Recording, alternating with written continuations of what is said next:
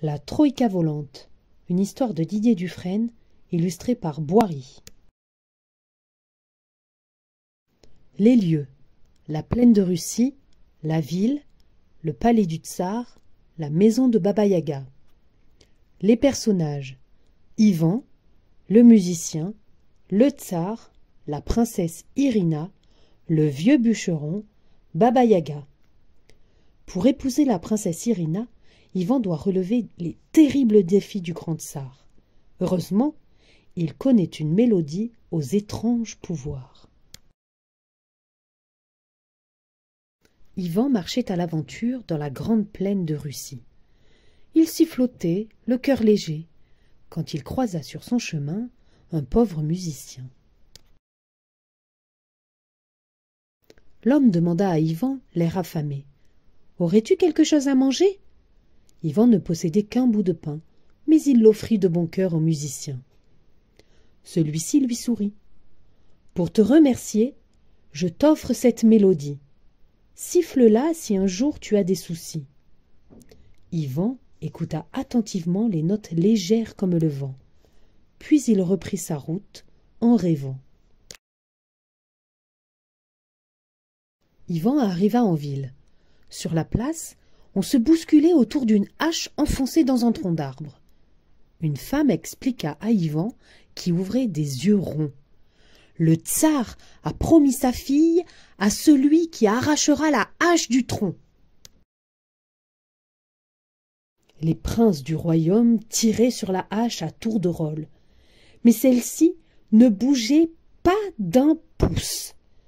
Ivan voulut essayer lui aussi. Il empoigna le manche et tira de toutes ses forces. Rien à faire. Soudain, il songea au musicien, et doucement, il siffla l'air léger comme le vent. Un cri s'éleva de la foule. La hache avait vibré. Ivan tira à nouveau en sifflant. Victoire! La hache sortit du tronc! La foule se mit à hurler: « Au palais! Au palais !» Escorté par la population, Ivan se rendit alors chez le tsar. La princesse Irina était d'une grande beauté. Ivan déposa fièrement la hache devant son père. Le tsar observa les pauvres vêtements d'Ivan d'un air méprisant. « As-tu apporté les 1000 roubles pour payer la noce ?» Ivan baissa la tête, gêné. « Non, je vais les chercher. »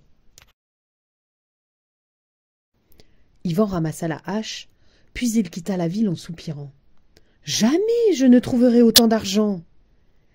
Il marchait vers la forêt lorsqu'il entendit un vieux bûcheron se lamenter. « Pauvre de moi! Je n'ai plus la force de couper mon bois. »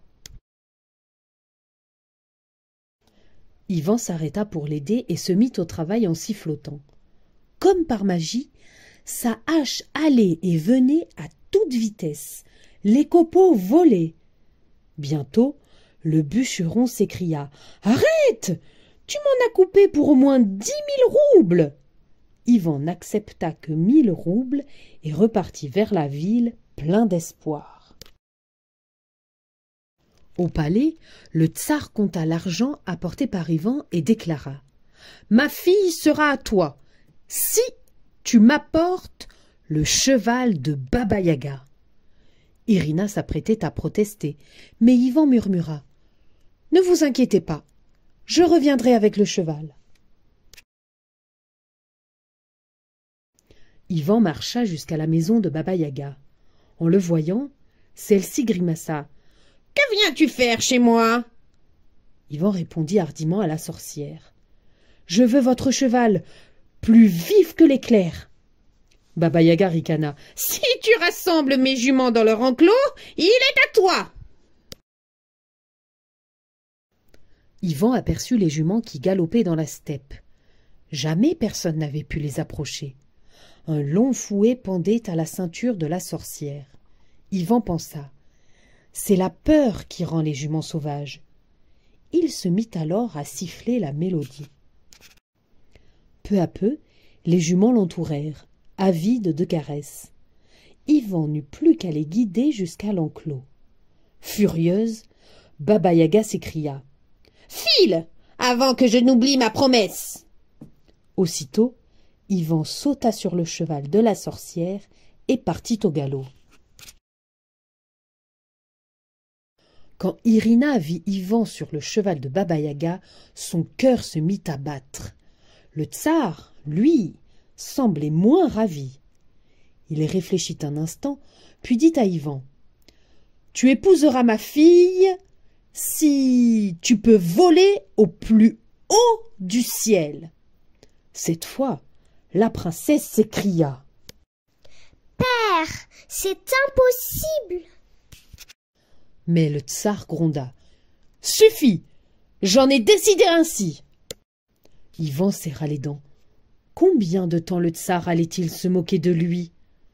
Il s'agenouilla devant Irina et lui demanda « Si je peux voler au plus haut du ciel, viendrez-vous avec moi ?» La princesse sourit. « Avec joie !» Rassuré, Yvan se releva et se tourna vers le tsar. « Votre majesté peut-elle me prêter une de ces troïkas ?»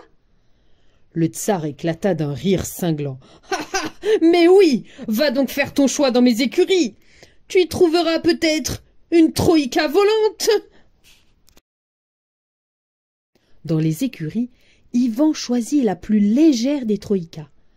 Il y attela le cheval de Baba-Yaga et sortit dans la cour du château en criant « Grand tsar, je suis prêt !» Le tsar arriva, suivi d'Irina. Il fixa Yvan d'un air méfiant. « Qui me dit que cette troïka peut voler ?»